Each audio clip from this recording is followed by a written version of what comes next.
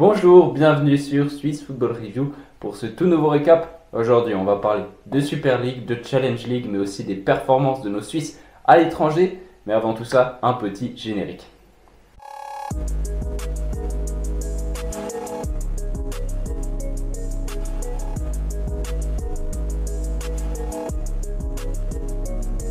On va commencer par parler de Super League, comme d'habitude. Ça devient vraiment une habitude dans ce récap de la semaine. Et aujourd'hui, on n'a pas une, mais deux journées à traiter, étant donné que c'était une semaine anglaise dans le championnat suisse. C'est ça, et on va commencer par le match à la Chuisen visé à Winterthur. Match qui opposait du coup Winterthur à Servette. Victoire 1-0 des hommes de Patrick Ramen. Franchement, mérité, ils ont très bien joué. Comme à leur habitude depuis quelques semaines. Winterthur, ils font vraiment des très très bonnes choses. C'est une des meilleures équipes, une de mes équipes, entre guillemets, que j'aime le plus voir entre guillemets évoluer en Super League. Ils sont vraiment très bons, même si des fois le jeu est pas très alléchant. Je trouve que c'est pas le jeu le plus alléchant Patrick Ramen, mais c'est un jeu qui est réaliste, qui marche. Ouais, ça va encore, c'est pas le pire jeu non plus de l'histoire, hein. On a connu pire. Non, évidemment, mais Les grandes années de Lugano oui, à beaucoup derrière, mais c'est pas un jeu à la Saint-Gall qui oui, va. c'est sûr, on n'est pas là-dessus non plus, mais aujourd'hui, pour cette 29e journée, donc en l'occurrence, vu qu'on a deux journées comme je l'ai dit, Winterthur qui bat Servette, dommage pour Servette, hein, qui pouvait quand même, je pense, prétendre à une victoire contre un adversaire du niveau de Winterthur, qui fait une semaine compliquée. Servette, on le verra encore. Deux défaites, dont une contre le Slow. Exactement, on le verra encore après. Mais dommage pour Servette qui va donc perdre des points. On va pas trop s'éterniser sur chaque match parce que si on en a 12 à traiter et puis qu'on fait pas mal de temps sur chacun, ça va faire vite un assez long récap. Donc on va essayer C'est ça. d'être assez factuel. Bon, vas-y. Allez, j'y vais. Ensuite, Lugano qui a battu 3-1 le Stade Lozanouchi. Lugano qui continue, qui est sur une très très bonne lancée, notamment avant d'aller en demi-finale de coupe. Donc ils sont vraiment sur une bonne saison. Et il se rapproche peut-être gentiment d'un Servette, alors dans toute mesure gardée, mais en tout cas il se décroche quelque peu des Saint-Gall, des clubs comme ça qui sont aussi en course pour le podium. Mais il se rapproche aussi d'IB et de Servette. IB ils sont à 6 points et Servette ils sont qu'à 2 petits points si je ne me trompe pas. Ouais, ça se rapproche. C'est vraiment extrêmement serré. Et on voit que l'IB n'est pas dans la meilleure forme, hein. C'est pas le IB le plus flamboyant. On sait qu'ils peuvent, ils peuvent pêcher, ils peuvent craquer des fois. Donc franchement, voir un Lugano être pressé les deux devant, c'est ça ferait presque, si on arriverait à la fin à une course titre à 3, ce serait assez fou franchement. Ouais. Et voilà. On va passer au match au Stade Saint-Jacques, hein, entre Bâle et Zurich. Résultat final 2-2, un match assez prolifique. Voilà, mais on voit un Bâle qui est quand même moins en forme que sur le début avec ses signés. Ouais. Ils sont, c'est quasiment impossible de revenir à la 6ème place pour Bâle. Hein. Ouais, ça devient très dur et ils se battent pour le maintien, totalement. Exactement, Bâle qui est vraiment dans le dur, qui a pas mal de peine à gagner ces derniers temps. Il faudra avoir un grasshopper aussi dans cette situation. Et il n'y a que 3 points qui les séparent, si je ne me trompe pas, c'est très compliqué serré, ouais, pour les deux. Et si je fais une petite parenthèse, ils ont à peu près le même système de pensée, c'est-à-dire changer leur équipe chaque mercato et faire beaucoup de changements, et ça ne marche pas beaucoup, on le voit. Ensuite, Yverdon qui a pris un bon point contre IB, je pense, un match nul 0-0 au stade municipal. Qui était à guichet fermé. Hein. Effectivement, qui était à guichet fermé, qui va donc permettre à Yverdon de se donner un petit peu d'air. On va dire que c'est un bon résultat, sachant que c'était contre Young Boys. Oui. Et qui quand même s'est produit de belles occasions. Yverdon, IB a bien poussé sur la fin, on l'a vu, mais ils sont toujours assez bons, je trouve, Yverdon au stade municipal comparé à l'extérieur, qui doit être ça doit être une des pires équipes de Super League à l'extérieur. Yverdon, pardon. Mais voilà, donc 0-0, et donc voilà, IB qui n'arrive pas à concrétiser, qui n'arrive pas à se détacher de Servette et Lugano. Ouais, ils avaient une belle occasion surtout de se détacher de Servette en l'occurrence, mais ça n'a pas été fait. Ensuite, Saint-Gall et Lucerne qui ont fait match nul au Kibun Park. Donc voilà, Saint-Gall qui continue sur sa phase compliquée récemment. Et Lucerne qui, ça arrange personne en fait. Oui, ouais. Lucerne qui va avoir de la peine aussi qui va jouer la 6ème place évidemment. Mais ça se complique gentiment pour les Lucernois. Et surtout que dans le même temps, Winterthur a gagné. Et pour Saint-Gall, eh ben, ils voient un club comme Lugano clairement se détacher au vu de leur forme récente. Et on va terminer par le match All Letzigrund entre Grasshopper et Lausanne. Lausanne en forme, Grasshopper en méforme. Victoire 1-0 des Lausannois. Et ouais, et Lausanne qui prend donc de l'avance sur cette place de barragiste. C'est ça. Comme je l'avais annoncé, évidemment, ça c'est toujours des pronostics exceptionnels. Comme je ne l'avais pas annoncé, évidemment. Ensuite, donc la 30e journée qui se déroulait le mardi et mercredi. Donc mardi, mercredi et même jeudi, pardon. Oui. C'était sur 3 jours. Donc mardi, on a eu un match entre Lugano et Bâle. La logique a entre guillemets été respectée. Lugano s'impose 2-0. Magnifique but de Stéphane aussi.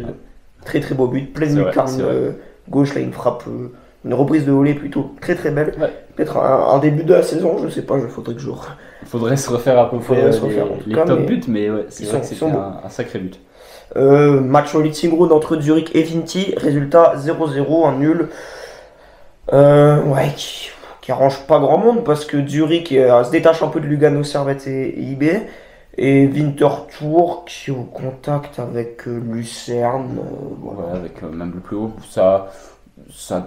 Ça arrange personne, mais en même temps, c'est pas le pire résultat possible ni pour l'un ni pour l'autre. Donc, ouais. Un match nul qui, voilà, ça fait un point chacun. On va dire qu'ils vont se contenter de ça. Et puis ensuite, on en a déjà parlé, mais Servette qui a été battu 2-1 contre le Stade Lausanne-Ouchy.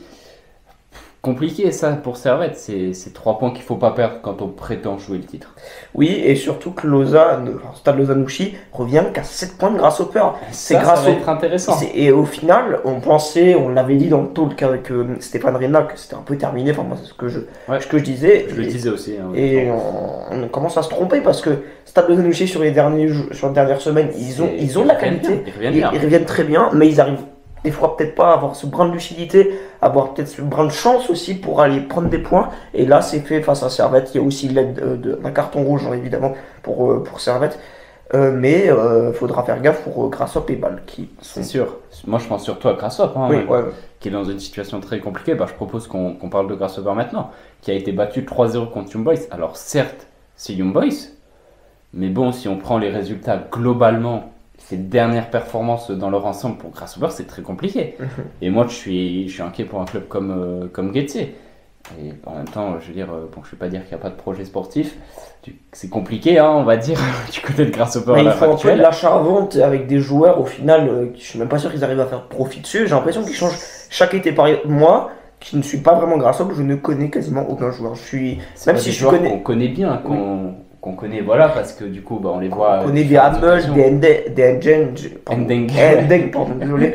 On connaît des Morandi, mais il y a des joueurs qui viennent, et puis qui repartent. Mais c'est un peu quasiment des titularisations d'un soir, et au final, on les voit 1-2 fois, on les voit rentrer. Et pour des gens qui ne suivent pas Grasshopper, c'est très dur de parce qu'il y a un gros effectif, et puis c'est sûr que c'est fou. Et je pense que c'est un peu aussi... Il n'y a pas de continuité en fait. Ouais, et c'est un peu malsain pour Bruno Berner, qui doit gérer tout ça. Ouais. Et qui se dit, faut que je change peut-être un petit truc dans cet effectif, dans ma composition de départ, dans mon titulaire. Et au final, il change quasiment chaque journée. Il fait plein de changements et ça marche pas. Et en fait, c'est quasiment malsain en fait, cet effectif de Grasshopper.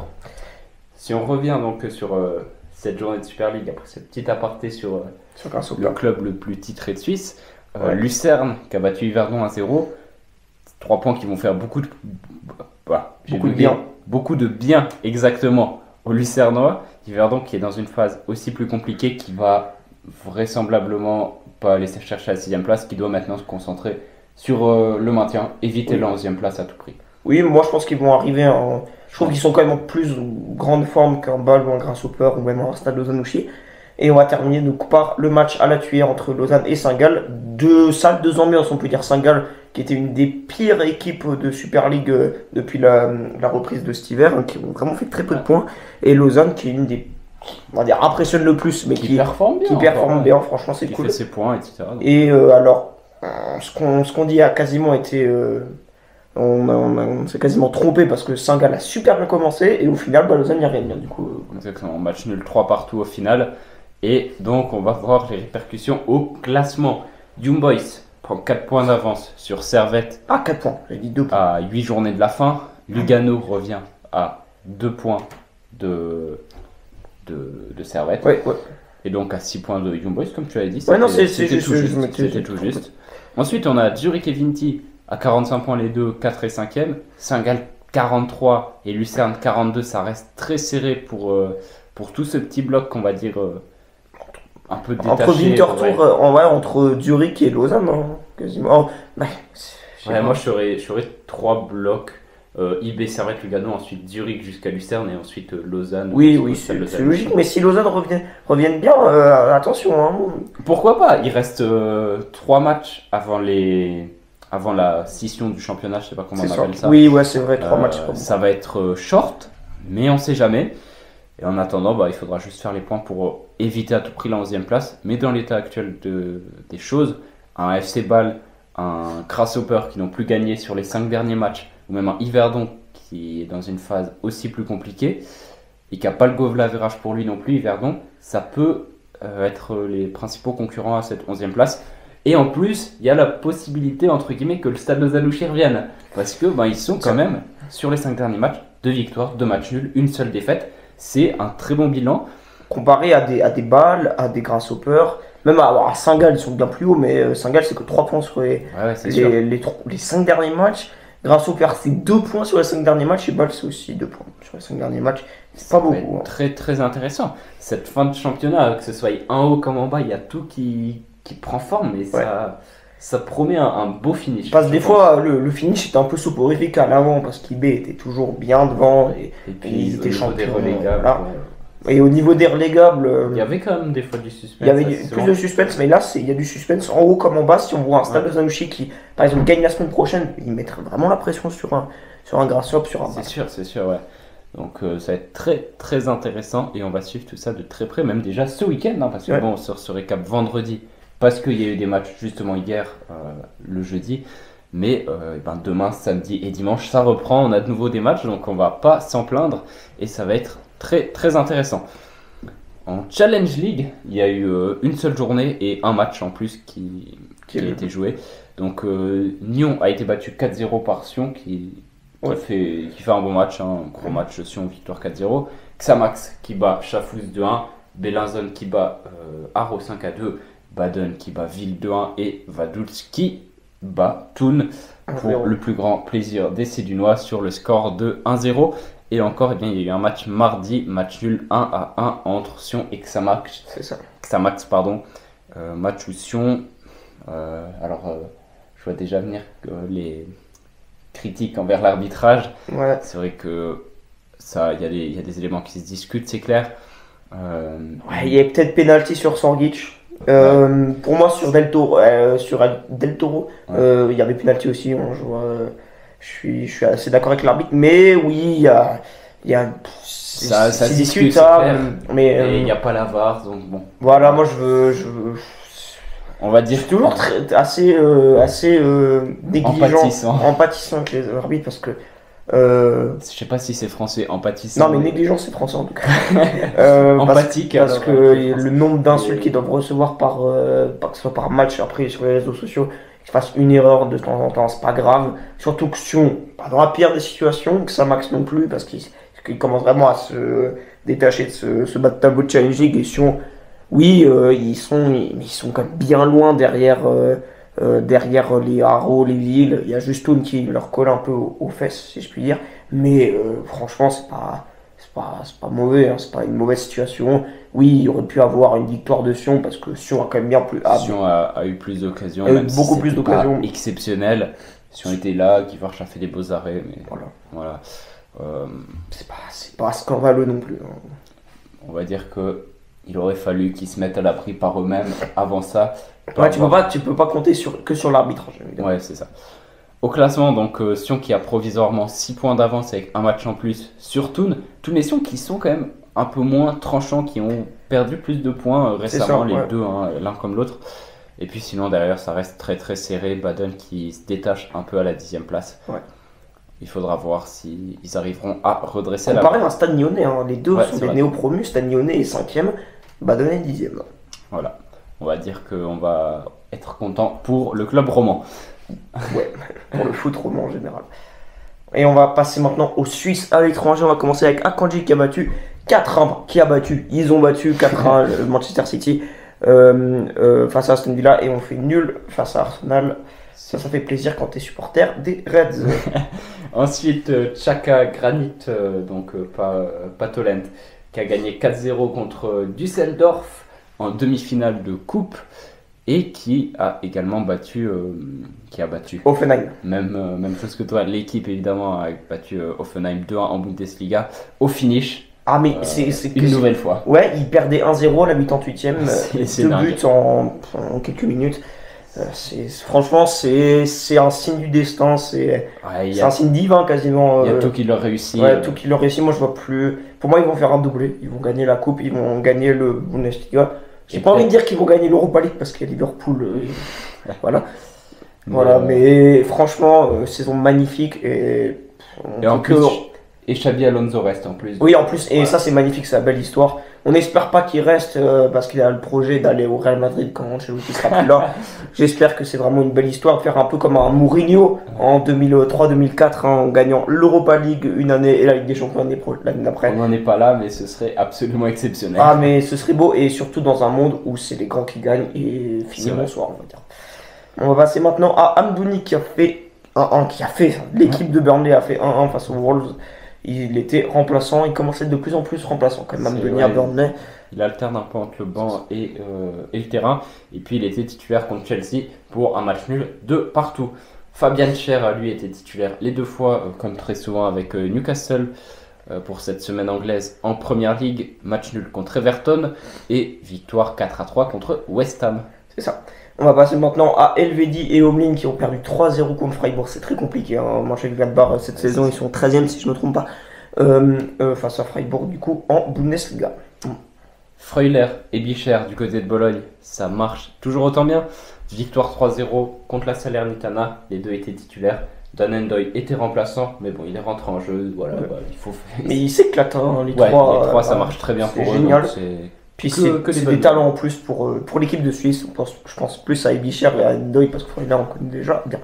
Rieder qui est de retour de blessure après un bon moment. Ouais, un bon moment. Puis j'ai pas l'impression que Julien Stéphan l'utilise beaucoup, du coup ça peut-être pas plus loin. Mais en tout cas il est rentré en jeu 2 fois là cette semaine. Une fois contre Strasbourg en Ligue 1 et une fois contre le PSG en demi-finale de coupe. Donc on espère. Pour 2 défaites quand même, 2-0 et 1-0. C'est ça. On espère quand même qu'il pourra retrouver une place peut-être quelques fois dans le 11. Ça a été compliqué en début de saison. Ouais. Peut-être qu'il arrivera à se faire une place, on verra. Mais en tout cas, on lui souhaite tout le meilleur. Jordan Lotamba, du côté de Nice, qui a perdu. Duel de Suisse contre Rai Chomert et le FC Nantes, défaite 2-1 des Niçois. On va passer maintenant à Vargas et Mbabou de Augsbourg qui ont fait 1-1 face à Cologne. Tsesiger et Wolfsburg qui ont fait 2-0 face au Werder Bremen. C'est ça. Garcia qui a perdu 2-0 face au PSG avec l'OM. Il était titulaire et ça c'est intéressant. À la place de Quentin Merlin. De le noter. Ouais. Parce que il n'est pas titulaire tout le temps, mais il prend quand même ses minutes. Donc j'étais content de le voir dans le 11. Rodriguez, lui, il est titulaire tout le temps avec le Torino. Ils ont battu Monza 1-0. Mvogo, quant à lui, a perdu face à Brest avec Lorient. Lorient qui est dans une situation délicate. Il joue vraiment le maintien en Ligue 1. Cameron Puertas, avec son équipe de l'Union Saint-Gilloise en Belgique, a perdu contre Genk de Zekiri qui était remplaçant. Donc voilà, dommage pour Puertas et on va dire tant mieux pour Zekiri, ex-joueur du FC Bâle. Ouais, et là, match assez fou pour Osiero qui a marqué un doublé pour une victoire 3-0 face à Clermont. Exactement, peut-être la perf du week-end pour Vincent Siro qui continue de faire de très bonnes performances avec Toulouse en tant que capitaine. C'est vraiment top pour lui, qui en plus arrive gentiment en équipe de Suisse, donc tout va pour le mieux et on est très content pour Siro, pour le football en train de réaliser. Le football valaisan, parce que voilà, aussi ouais. C'est génial. Et petit point mercato, un seul transfert, Yachari qui signe. À la fin de saison, il partira à Bruges pour 6 millions d'euros. Voilà. Exactement, un transfert intéressant. On va voir un peu comment ça va évoluer parce que il y a eu quand même pas mal de bruit autour de Yachari qui voulait partir, qui finalement restait, bref. Ouais. On sait que c'était assez particulier avec lui au niveau du transfert, mais au final il va partir à Bruges. Ça me semble pas être un si mauvais choix de pas partir trop vite, parce qu'on a quand même Oui. parlé de très gros clubs hein, pour Yachari. Donc on verra. Mais voilà, ça va faire de l'argent aussi pour Lucerne. Après, Ouais. 6 millions, c'est Ah, voilà, pas délirant, c'est pas énorme, mais c'est pas. Puis bah, il saute pas tellement des étapes en allant à Bruges, c'est pas le plus gros club Ouais, du c'est monde vrai, c'est vrai. non plus. Exactement. Bah voilà, on a terminé ce récap. C'est C'était assez sympa, un récap plus court, peut-être pas en minutes, mais en sujet en tout cas, parce qu'il n'y a pas eu d'équipe de Suisse, il n'y a pas eu trop de mercato. Voilà, Ni de Coupe de Suisse, ni de Coupe d'Europe. C'est ça. C'était un peu ouais, les trois thèmes, on va dire, classiques Challenge Ouais. League, Super League, Suisse à l'étranger. c'est ça. Et puis voilà, sur ce, on se dit à très bientôt. N'hésitez pas à liker, à vous abonner, à commenter comme d'habitude. Et puis sur ce, on se dit à très bientôt. Ouais. Allez, ciao. Ciao, ciao.